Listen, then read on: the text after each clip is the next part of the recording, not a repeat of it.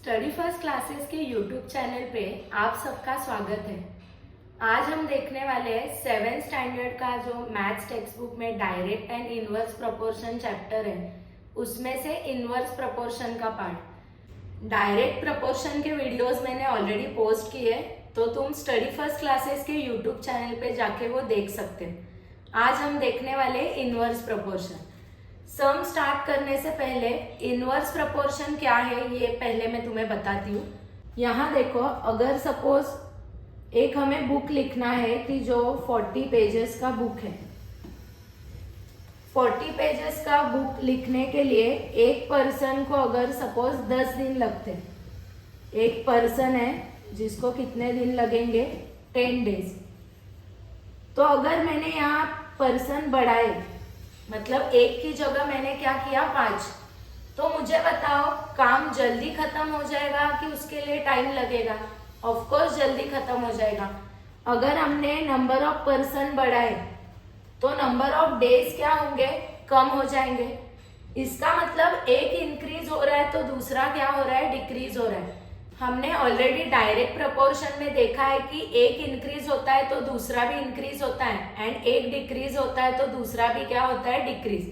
पर ये हम देखने वाले इनवर्स प्रोपोर्शन। इनवर्स का मतलब ही होता है उल्टा। तो एक बढ़ेगा तो दूसरा क्या हो जाएगा, कम हो जाएगा। तो यही हम इसमें देखने वाले हैं। अगेन जैसे हमने डायरेक्ट प्रोपोर्शन के सम स्टेप बाय स्टेप देखे थे, उसमें भी पूरे सम का जो स्ट्रक्चर है वो सेम था, सिर्फ हमें नंबर एंड उसमें जो कंटेंट चेंज हो रहा था उसके अकॉर्डिंग कुछ चेंजेस करने थे। सेम यहाँ भी होने वाला है, जो फॉर्मेट होगा आंसर लिखने का वो सेम होने वाला है। तो चलिए देखते हैं कि ये सम सॉल्व कैसे करते। पहला क्वेश्चन मैं सॉल्व एग्जाम्पल में से ले रही हूँ। आज के दोनों भी जो क्वेश्चन है वो सॉल्व एग्जाम्पल में से होंगे। कल जो वीडियो आएगा उसमें हम एक्सरसाइज में से और प्रैक्टिस सेट में से क्वेश्चंस लेते हैं। तो क्वेश्चन में क्या बोला है, 15 workers take 8 hours to build a wall. 15 workers को कितना टाइम लगने वाला है, 8 आवर्स लगने वाला है एक वॉल बनाने के लिए। तो हमें पूछा है how many hours will 12 workers need. यहाँ देखो 15 वर्कर्स को कितना टाइम लग रहा है, 8 आवर्स। तो 12 वर्कर्स को कितना टाइम लगेगा ये हमें पूछा है। अभी देखो नंबर ऑफ वर्कर्स कम हो रहे, तो नंबर ऑफ वर्कर्स अगर कम हो रहे तो काम कंप्लीट करने के लिए जो टाइम लगने वाला है वो क्या हो जाएगा, बढ़ जाएगा। इसका मतलब एक डिक्रीज हो रहा है और दूसरा क्या हो रहा है, इंक्रीज। तो ये कौन सा प्रोपोर्शन है, इनवर्स प्रोपोर्शन है। तो पहले तो हमें जो गिवन है वो लिखना है। क्या गिवन है, 15 workers take 8 hours to build a wall. तो यहां हम लिखते हैं 15 workers take 8 hours to build a wall। 15 workers को कितना टाइम लगने वाला है, 8 आवर्स। तो हमें पूछा है कि 12 वर्कर्स को कितना टाइम लगेगा। अभी हमें तो पता नहीं है कितना टाइम लगेगा, तो हम उसके लिए कोई भी एक वेरिएबल एज्यूम करते हैं। तो यहाँ मैं x ले रही हूँ उसके लिए। तो यहाँ क्या लिखेंगे, let 12 workers will take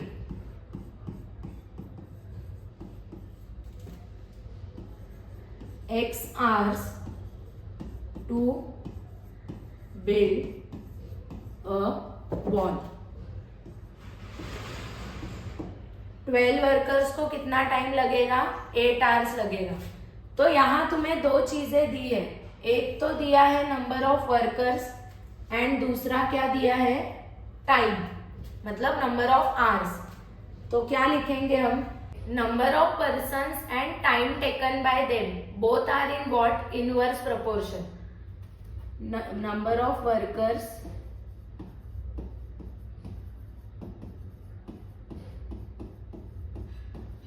and time taken by them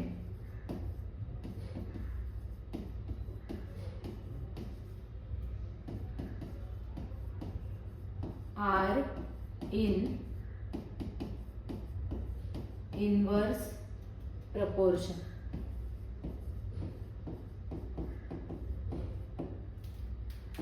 तो दो कॉलम्स हम बनाएंगे, एक क्या होगा नंबर ऑफ वर्कर्स एंड दूसरा क्या होगा टाइम टेकन।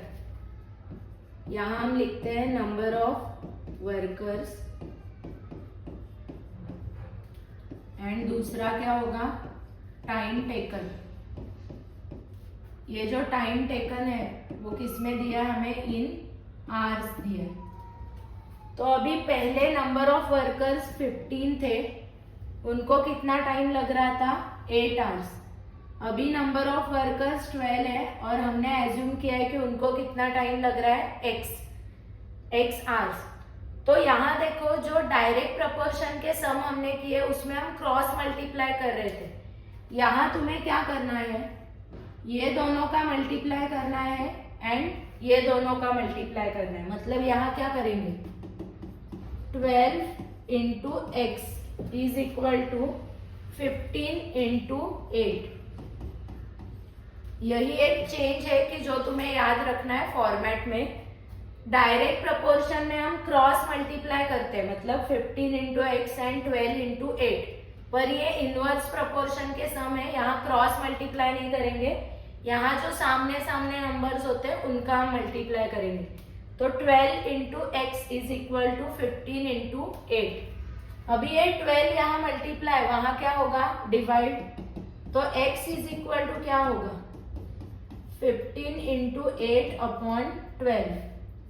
4 2 जा 4, 3 जा, फिर यहाँ क्या आएगा 3 1 जा 3, 3 5 जा 50। तो नीचे तो कुछ भी नहीं बचा है, ऊपर क्या है 5 इंटू 2। तो x इज इक्वल टू क्या आएगा 10। तो यहाँ हमें पता चला है कि 12 वर्कर्स को कितना टाइम लगेगा 10 आवर्स लगेगा। तो यहाँ हम लिखेंगे 12 workers will take 10 hours to build a wall. 12 workers को कितना टाइम लगेगा 10 आवर्स लगेंगे। बहुत इजी सम है, एक बार फिर से समझाती हूँ। 15 वर्कर्स को 8 आवर्स लग रहे हैं एक वॉल बनाने के लिए। तो हमें पूछा है कि अगर 12 वर्कर्स होंगे तो कितना टाइम लगेगा। नंबर ऑफ वर्कर्स कम हो रहे हैं तो काम करने के लिए उनको जो टाइम लगने वाला है वो बढ़ेगा। तो एक डिक्रीज हो रहा है और दूसरा इंक्रीज हो रहा है, मतलब ये कौन सा प्रपोर्शन है इनवर्स प्रपोर्शन है। तो हमने लिखा number of workers and time taken by them are in inverse proportion. तो दो ग्रुप बनाने हैं, जो भी कुछ हमें गिवन है उसका number of workers and time taken. Time taken किसमें है आवर्स में।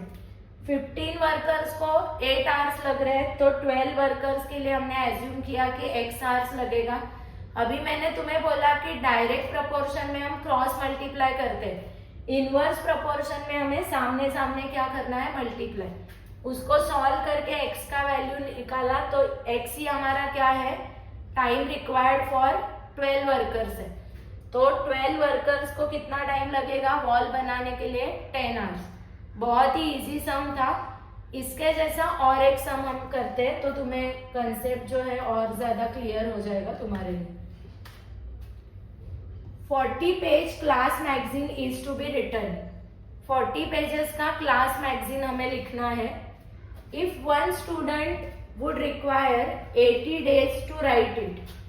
एक स्टूडेंट को अगर हम वो लिखने देते हैं तो उसको कितना टाइम लगेगा 80 डेज लगने वाले। तो हमें पूछा है how many would 4 students, 4 student को कितना टाइम लगेगा। अभी देखो नंबर ऑफ स्टूडेंट बढ़ रहे हैं तो मैगजीन लिखने का जो काम है वो कम टाइम में कंप्लीट हो जाएगा। इसका मतलब नंबर ऑफ स्टूडेंट्स अगर इंक्रीज हो रहे हैं तो टाइम टेकन बाय देम क्या हो जाएगा डिक्रीज हो जाएगा। तो ये जो सम है वो कौन सा सम है इनवर्स प्रपोर्शन का सम है। तो चलिए देखते हैं इसको लिखना कैसे। सबसे पहले एज यूजुअल हमें गिवन लिखना होगा। तो क्या दिया है क्वेश्चन में, एक स्टूडेंट को कितना टाइम लग रहा है मैगजीन लिखने के लिए, 80 डेज। तो यहां हम क्या लिखते हैं, one student will require, one student requires 80 days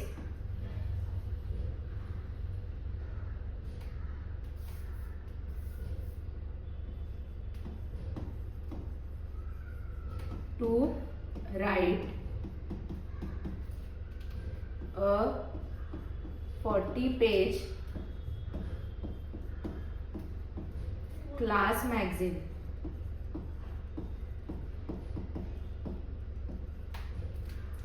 एक स्टूडेंट को कितना टाइम लग रहा है, 80 डेज लग रहे हैं। तो हमें पूछा है 4 स्टूडेंट्स को कितना टाइम लगेगा। तो हम एज्यूम करते हैं, let 4 students will take X days to write a 40-page class magazine। 4 student को हम एज्यूम करते हैं कि कितना टाइम लगेगा, X डेज लगेंगे। तो यहाँ हमें 2 चीजें दी है, एक तो दिया है नंबर ऑफ स्टूडेंट्स एंड दूसरा क्या दिया है, नंबर ऑफ डेज।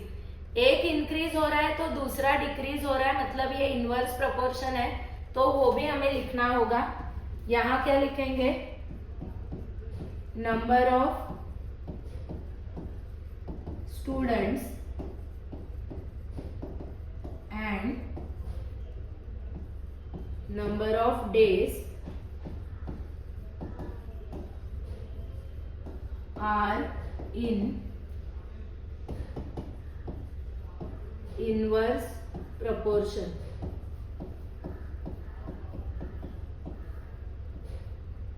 दोनों कौन से प्रपोर्शन में है, इनवर्स प्रपोर्शन में। तो हम 2 कॉलम बनाते हैं। एक कॉलम क्या आएगा, नंबर ऑफ स्टूडेंट्स एंड दूसरा कॉलम क्या आएगा, नंबर ऑफ डेज। तो यहां देखो, एक स्टूडेंट को कितना टाइम लग रहा है, 80 डेज। तो हमने एज्यूम किया है कि 4 स्टूडेंट्स को कितना टाइम लगेगा, X डेज। अभी मैंने तुम्हें ऑलरेडी कहा है कि डायरेक्ट प्रपोर्शन में हम क्रॉस मल्टीप्लाई करते हैं, पर इनवर्स प्रपोर्शन में हमें सामने सामने मल्टीप्लाई करना होता है। तो 4 इंटू एक्स करेंगे एंड 1 इंटू क्या करेंगे, 80। तो यहां हमें लिखना है 4 into x is equal to 1 into 80। अभी 4 यहाँ मल्टीप्लाई, वहां जाके क्या होगा, डिवाइड, एंड ये 1 इंटू 80 है, मतलब ये हो गए 80। 4 यहाँ हो गया डिवाइड, तो यहाँ क्या रहेगा, x। अभी 80 को 4 से अगर डिवाइड करेंगे तो x इज इक्वल टू क्या आएगा, 20 आएगा। इसका मतलब 4 स्टूडेंट्स को कितना टाइम लगेगा मैगजीन लिखने के लिए, 20 डेज। तो यहां हम क्या लिखेंगे, 4 students will take 20 days to write a 40-page